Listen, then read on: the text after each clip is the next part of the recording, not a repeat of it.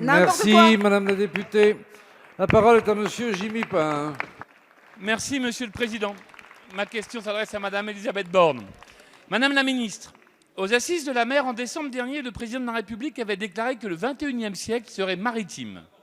Il avait ce jour-là présenté les 4 grands axes de la stratégie maritime française: soutien à la recherche, protection de la biodiversité, développement de l'économie bleue et défense de nos intérêts géostratégiques en Outre-mer. La semaine dernière, le Président a ajouté vouloir accélérer la mise en œuvre de cette stratégie dans le cadre de la reprise économique. Des mots qui ont retenu toute l'attention de la communauté maritime française. Que le Président de la République évoque le potentiel maritime de la France dans une adresse solennelle à la nation, le symbole est fort. Dans ce domaine, comme dans les autres, la crise a mis en lumière nos atouts et nos faiblesses. Elle a notamment mis en lumière le besoin de penser différemment le transport maritime, de le penser dans sa dimension stratégique et pas uniquement commerciale, pour faire sienne une logique de souveraineté et de compétitivité au bénéfice de la transition écologique, de l'emploi et du savoir-faire des Français.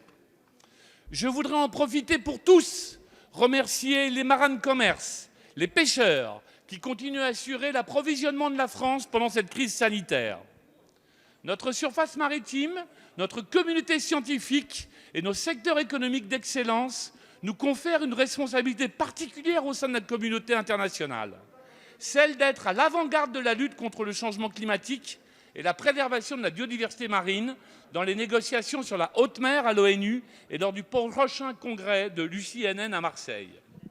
De fait, du transport maritime à la course au large, de nos écoles de voile en passant par la pêche et l'industrie nautique et les énergies marines renouvelables, le monde maritime vit une révolution permanente depuis quelques années.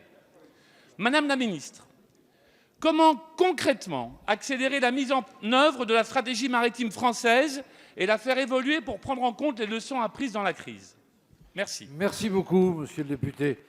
La parole est à madame Elisabeth Borne, ministre de la Transition écologique et solidaire. Merci, Monsieur le Président, Mesdames et Messieurs les députés, Monsieur le député Jimmy Pain.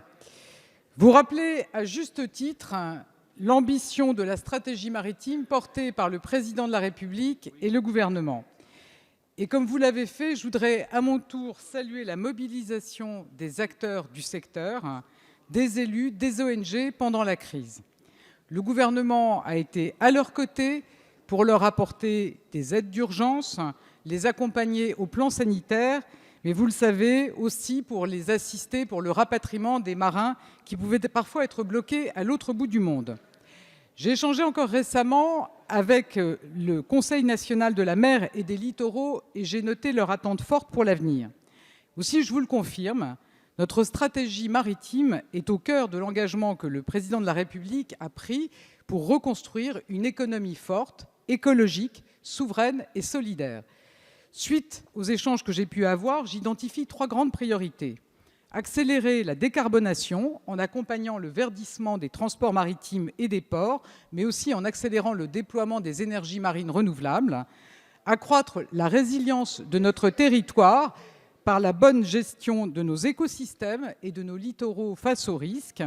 Miser sur l'innovation, notamment pour accompagner les projets d'éco-conception et de recyclage des entreprises navales et nautiques. Par ailleurs, l'économie maritime, c'est aussi le tourisme et son développement durable. Nous travaillerons avec les acteurs pour une déclinaison dans ce sens du plan tourisme. Le travail se poursuit au sein du Conseil national de la mer et des littoraux, que je réunirai à nouveau mi-juillet. Donc vous l'aurez compris, monsieur le député, je suis convaincu que la sortie de crise sera l'occasion de conforter encore notre stratégie maritime. Je vous remercie. Merci, madame la ministre.